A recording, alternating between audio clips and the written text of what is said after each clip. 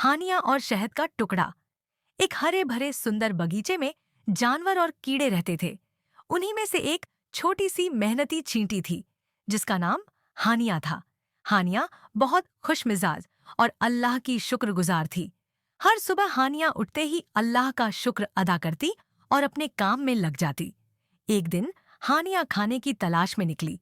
तेज धूप में चलते हुए उसने जमीन पर कुछ चमकता हुआ देखा। जब वह पास गई तो उसकी आंखें चमक उठीं। वह एक बड़ा मीठा शहद का टुकड़ा था। हानिया बहुत खुश हुई, लेकिन उसने सोचा, यह टुकड़ा मैं अकेले नहीं उठा सकती। मुझे अपनी दोस्तों की मदद लेनी होगी। हानिया दौड़ती हुई अपनी चींटी दोस्तों के पास पहुंची और बोली, दोस्तों, चलो मेरे साथ। मैंने एक बड़ा शहद का टुकड़ा देखा है। सभी चींटियां में हानिया के साथ गईं और मिलकर शहद उठाने लगी। तभी अचानक आसमान पर काले बादल छा गए और बारिश शुरू हो गई। बारिश की बूंदें गिरने लगीं, जिससे जमीन फिसलन भरी हो गई।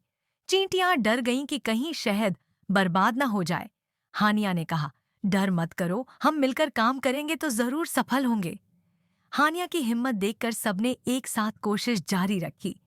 भीगते हुए, फिसलते हुए आखिरकार उन्होंने शहद का टुकड़ा अपने बिल तक पहुंचा दिया।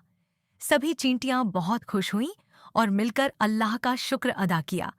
हानिया ने अपनी दोस्तों से कहा, देखा, जब हम एकता से काम करते हैं और हिम्मत नहीं हारते, तो कोई भी मुश्किल हमें नहीं रोक सकती।